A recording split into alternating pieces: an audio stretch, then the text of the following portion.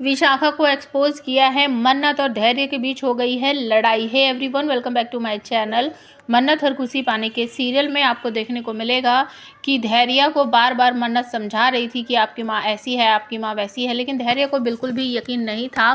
By chance मन्नत ने उस आश्रम का नाम सुन लिया था या ओल्ड एज हाउस जो है उसका नाम सुन लिया था, तो इस वजह से मन्नत वहाँ पर जानबूझकर कुछ गिफ्ट वगैरह बांटने के लिए जाती है और उसे लगता है कि अगर कुछ होगा तो मुझे यहीं मिलेगा। और धैर्य ने भी वो नाम सुना था कि उसके पुलिस इंस्पेक्टर ने उसे बताया था कि वहाँ से एक कॉल आया है, तो उसे ऐसा लगा कि मुझे जाकर चेक करना चाहिए, मैंने कोई नाम गलत नहीं सुना था, पुलिस स्टेशन से फ़ोन आया था तो मुझे चेक करना चाहिए।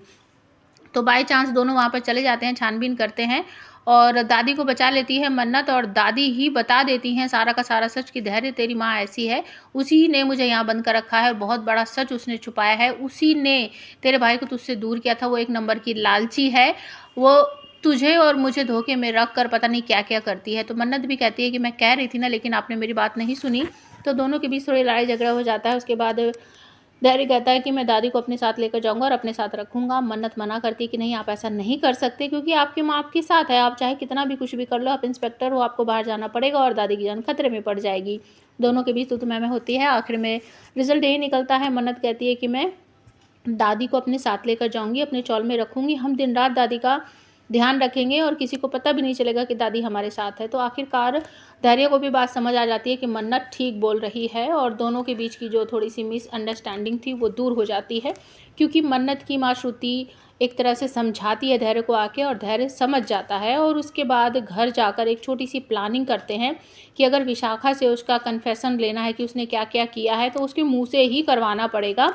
तो धैर्य एक प्लानिंग करता है कि हम उसे टेरेस पर लेकर जाते हैं और मैं बातों को गोल गोल घुमाऊंगा, पूछूंगा, तो हो सकता है माँ सच बोल दे या फिर भड़क कर कुछ उलट पुलट बोल दे जो हम रिकॉर्ड कर लेंगे। तो धैर्य बोलता है कि हम ना शलूजास को छोड़ देंगे और अपने अमन को लेकर चले जाएंगे। विशाखा भड़क पड़ती है कि तू पागल हो गया है, हम उन दोनों को ऐसे ही छोड़ सकते हैं क्या? उन दोनों को जेल में भरना पड़ेगा तुझे, तो पुलिस इंस्पेक्टर इतना नहीं कर सकता, उसने तुझसे तेरा भाई छीना था। तो धैर्य बोलता है अच्छा ठीक है माँ, हम उन दोनों को जेल में भर देंगे, जेल में बंद करवा देंगे और हम अपने अमन को लेकर चले जाएंगे। फिर इस विशाखा भड़कती है, ये इतना बड़ा बिजनेस एम्पायर तुझे पता है ना किसका? विक्रांत का है, तो हम विक्रांत के साथ यहीं रहेंगे, हम कहीं नहीं जा रहे ये प्रॉपर्टी वगैरह छोड़कर। धैर्य कहता है नहीं माँ, ये विक्रांत का है, हमारे अमन का नहीं, तो अमन को हम लेकर जाएंगे, ये विक्रांत की प्रॉपर्टी है, उसके परिवार की प्रॉपर्टी है, वो जाने। तो यहाँ पर धीरे धीरे करके सारे के सारे राज जो हैं वो खुलने लगे हैं सामने और सब कुछ रिकॉर्ड हो जाता है कि किस तरीके से लालची है विशाखा और वो क्या क्या कर चुकी है। और वहाँ की जो वार्डन थी वृद्ध आश्रम की, वो भी वहाँ पर आ जाती है, दोनों का आमना सामना होता है। तो सब कुछ एक तरह से तोते की तरह बता देगी विशाखा और धैर्य पछताएगा कि मेरी माँ कैसी है, जिसने मेरी ही भाई को मुझसे अलग किया और इसने मेरी दादी को मारने की भी कोशिश की।